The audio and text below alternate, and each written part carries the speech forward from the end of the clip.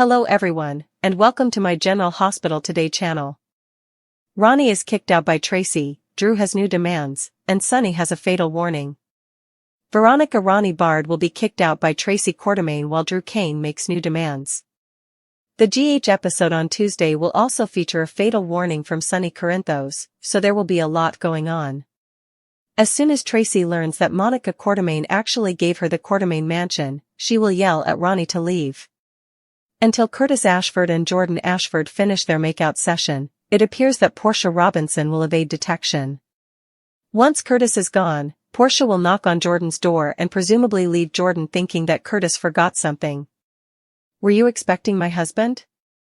In the preview video for Tuesday, Portia asks. After that, Portia will slam Jordan for lying about her pregnancy, kissing Curtis, and constantly getting involved in their relationship issues. Curtis will inform Marshall Ashford that he has come to the conclusion that Jordan is the person he wants to be with. Marshall will get updates on Curtis' news and try to help him navigate all the romantic drama. Drew will then clash with Sonny after finding him in Alexis Davis's office. Drew's accusations that Michael Corinthos pulled the trigger on him will eventually surface once more during the confrontation. "You would be dead if Michael wanted you dead." In the preview video for Tuesday, Sonny yells at Drew. Drew will also tell Alexis that his plans have changed, so he will make more demands of her and try to get her to help him get revenge on the Quartermaines. Now that his Wilcon has failed, Martin Gray will tell Laura Collins the truth. Laura will be extremely disappointed in Martin for duping everyone about Monica's final wishes and causing so much pain. Rocco Falconeri will be stopped at GH, so he won't be able to enter the room where Britt is injecting herself with doses of medication. His plan to steal the key fob for Emma Scorpio Drake and Giovanni Gio Palmieri might not work out, even if Rocco does manage to catch a glimpse of Britt dealing with her medical issues. Since Rocco will want to talk to Britt alone, it's possible that Jason Morgan will stop Rocco's mission and, in the end, stop it. Based on the preview video from Tuesday, which shows Britt getting choked up and saying that Jason can't be serious, it seems like there will be some tension. Jason may dish out some tough love and push her to keep her distance from Rocco considering all the shady stuff she's mixed up in. Jason might even want to distance himself from their friendship because Britt won't be completely open with him. However, General Hospital spoilers indicate that Britt will receive a severe warning from Sidwell. Tracy gives people orders to leave her house. It's a glorious day in the Q mansion because Drew doesn't own it, and nobody has to pack up and move. Everyone can stay in one place except, we suppose, Ronnie. Tracy takes pleasure in Monica's abandonment of her. She was certain that Michael would receive it, but Michael is fine with his aunt owning the family home. Now that she is the official Quartermaine matriarch, Tracy has some work to do that includes ordering squatters to leave. Ronnie and Tracy are inseparable, and for good reason. As Erica Slezak wraps up her time on the soap this week, something tells us that Ronnie must leave. What about Marty? Ned seemed to have the ideal punishment planned for him. He must tell his sister the truth or face Mayor Laura's ire. Good luck, Marty. Portia vs. Jordan. Portia is furious when she sees Curtis and Jordan hugging, but she did cheat with Isaiah and doesn't know which man fathered her child.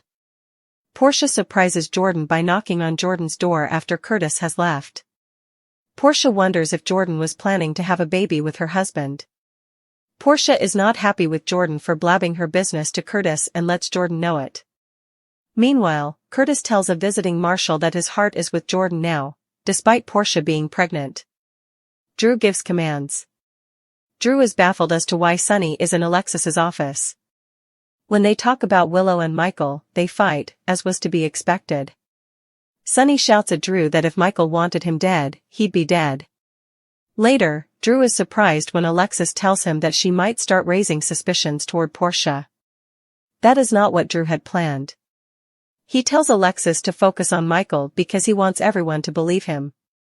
Although Drew holds all the cards, Alexis does not consider that to be a good idea. He is not above using a child as leverage more to get what he wants. On weekdays, watch all new episodes of General Hospital on Hulu and ABC. Tracy Quartermaine, Drew Kane, and Sonny Corinthos collide with life-changing consequences. Tuesday's episode promises fiery showdowns, shocking revelations, and emotional turmoil that could reshape alliances across town. From Tracy throwing Ronnie out of the Quartermaine mansion to Drew issuing new demands and Sonny delivering a fatal warning, the stakes have never been higher. It all begins at the Quartermaine estate, where Tracy Quartermaine finally reaches her breaking point with Veronica Ronnie Bard. After days of deception, manipulation, and simmering tension, Tracy unleashes her fury in true Quartermaine fashion. "Get out of my house," she bellows, her voice echoing through the grand halls that have witnessed generations of family warfare. Tracy has discovered that Monica's will, which Ronnie tried to manipulate, officially left the mansion to her, and she's not about to share it with an opportunist like Ronnie. This isn't just about real estate or inheritance, it's about respect, legacy, and revenge. Ronnie's attempts to cozy up to the Quartermaines for her own gain have backfired spectacularly. As Tracy stands at the foot of the staircase, pointing toward the door with ice-cold precision, Ronnie realizes her scheme has unraveled. The once confident intruder storms out, humiliated and furious, but Tracy's victory is bittersweet. She might have won the battle, but the war for the Quartermaine fortune is far from over. Meanwhile, across town, chaos brews in Curtis Ashford's world. Portia Robinson's heartache deepens as she witnesses a scene she wasn't meant to see, Curtis and Jordan Ashford sharing a passionate kiss. Portia hides just long enough to confirm her worst fears before deciding she's done playing the patient wife. Once Curtis leaves, she steps into Jordan's office and knocks on the door with a smirk that hides her pain. "Were you expecting my husband?" she asks sharply, her words dripping with sarcasm and resentment. The tension is thick as Portia confronts Jordan about her constant interference, about the secrets, the pregnancy slip, and the emotional games that never seem to end. Jordan tries to stay calm, but Portia's anger burns too fiercely to contain. Every betrayal, every whisper of doubt that's haunted her marriage comes flooding out. While Portia's fury boils, Curtis confides in his father, Marshall Ashford. He's confused, torn, and exhausted by the emotional tug-of-war. In a rare moment of honesty, Curtis admits that Jordan may be the one he truly wants. Marshall listens, disappointed but supportive, urging his son to think carefully before making another mistake.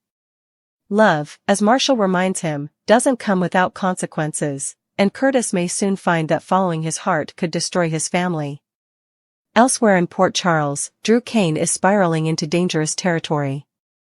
His anger toward the Quartermaines, and his thirst for vengeance, has clouded his judgment. When Drew storms into Alexis Davis's office, he's startled to find Sonny Corinthos waiting.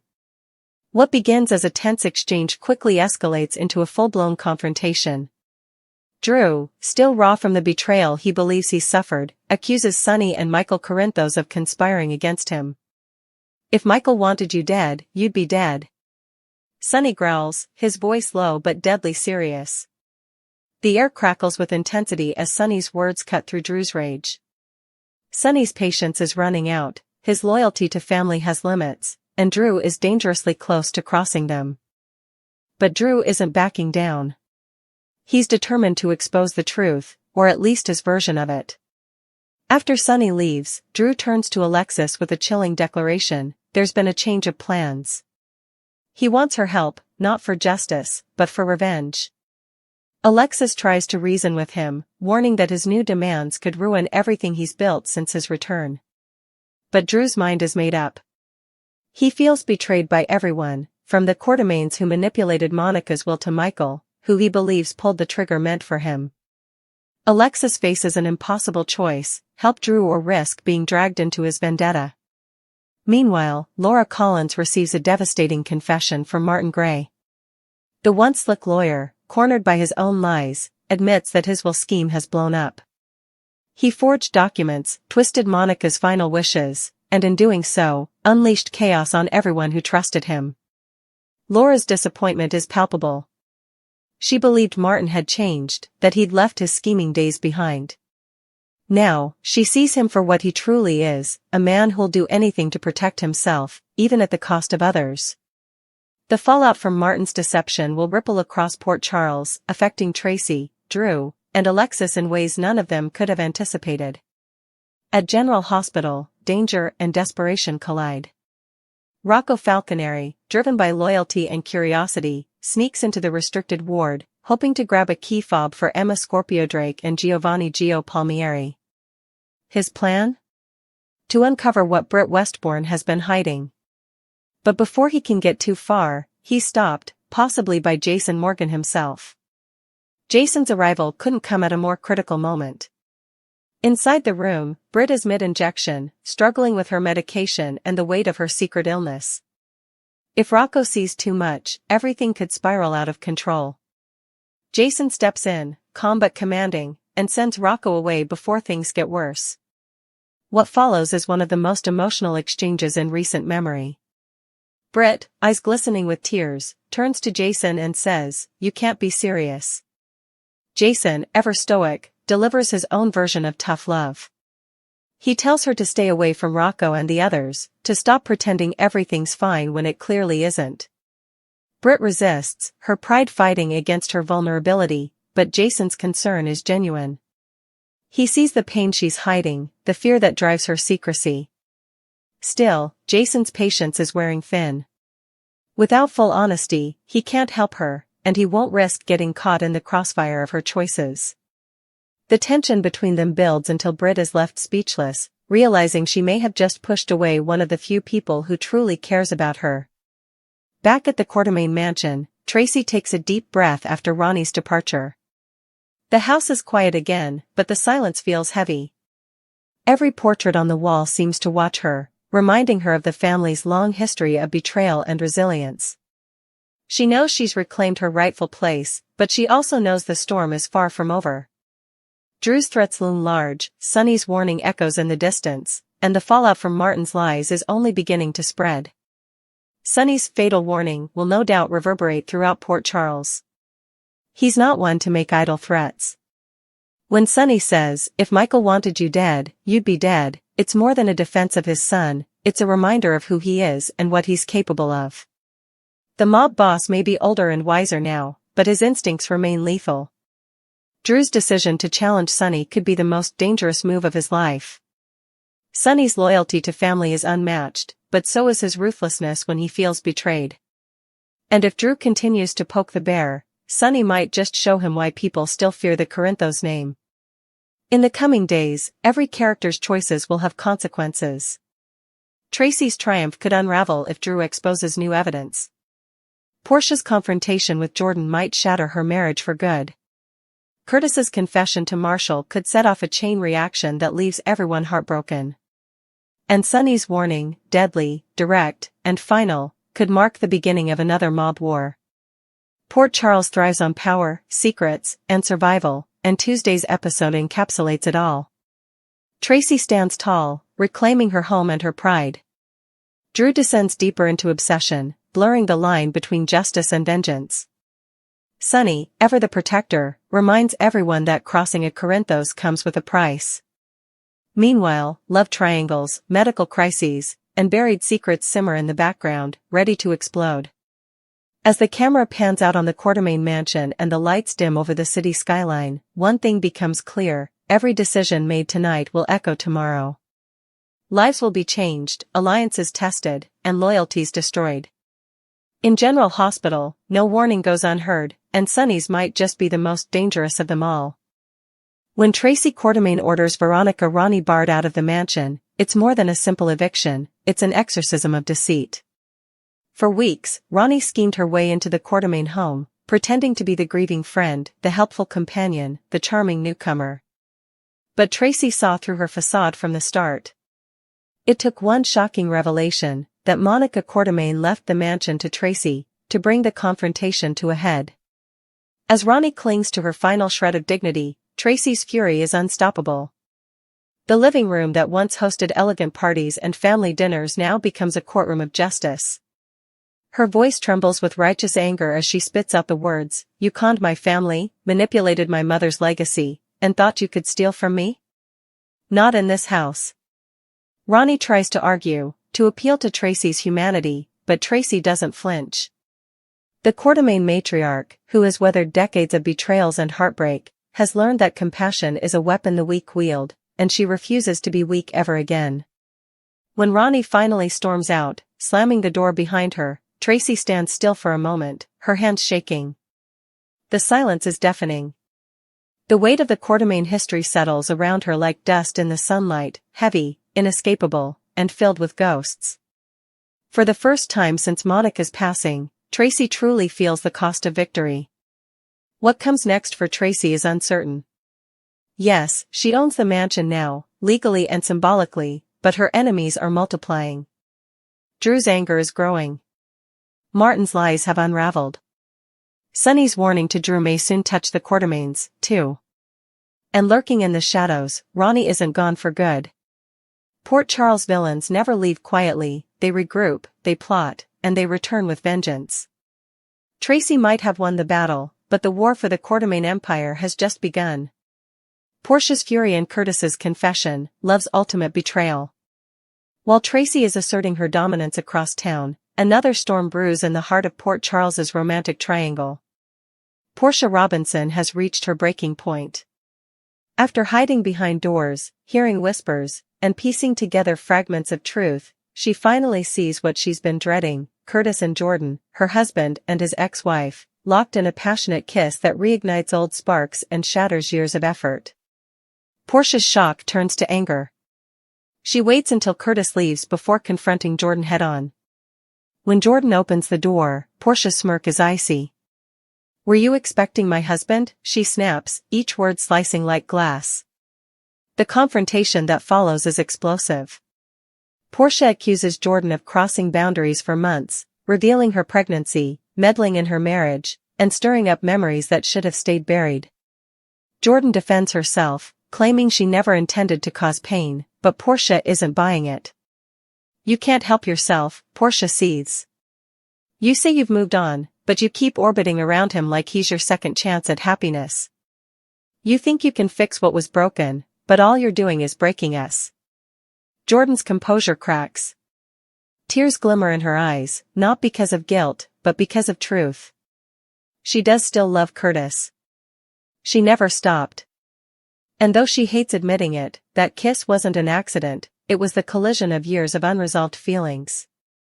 Meanwhile, Curtis confides in Marshall, confessing that Jordan might be the one he still wants.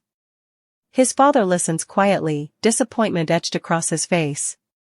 "Son," Marshall says softly, "love isn't about what's easy. It's about what's right. Don't go back to the past just because the present feels uncomfortable."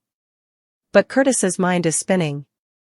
He's torn between two worlds, the stable family he built with Portia and the unfinished story he left with Jordan. His decision will change lives, but whichever way he turns, someone's heart will be broken beyond repair. Drew's descent, from hero to avenger. Across town, Drew Kane's anger burns hotter with every passing hour. Once the noble ex-Navy SEAL, the man who fought for truth and redemption, Drew has become consumed by suspicion and resentment. His belief that Michael Corinthos tried to kill him has twisted his morality, leaving him reckless and dangerous. When he storms into Alexis Davis's office and finds Sonny Corinthos waiting, the air crackles with tension. Drew doesn't mince words. He accuses Sonny of protecting Michael, of covering up crimes, of manipulating everyone in Port Charles. Sonny listens at first, his jaw tightening, but when Drew crosses the line, Sonny snaps. "If Michael wanted you dead, you'd be dead." Sonny roars, his voice echoing through the room. The statement is more than a defense, it's a warning. Drew realizes, in that instant, that Sonny isn't bluffing. This is a man who's built his empire on fear and respect, a man who's buried enemies without blinking. But Drew doesn't back down. His pride won't allow it. "You think you scare me, Sonny?" Drew shoots back. "You think your threats mean something? You're protecting a killer." Sonny's eyes narrow. "I'm protecting my family. You'd do the same if you had one left to protect." The words cut deep. Drew's fury melts into silence for a moment, because Sonny's right. Drew's family is fractured, his relationship strained, his identity in shambles. He's fighting ghosts, and his rage is all he has left. After Sonny leaves, Drew turns to Alexis, his voice trembling but firm. There's been a change of plans, he says. I'm not waiting anymore.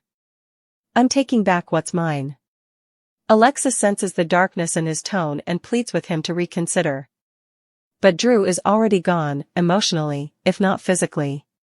He's crossed a line he can't uncross. His new demands on Alexis are ruthless, legal maneuvers, power plays, manipulation of the Quartermaine estate. He's turning his back on honor and stepping into the very world Sonny dominates, the world of threats, leverage, and control. The once heroic soldier has become a man of vengeance. And in Port Charles, vengeance always comes with collateral damage.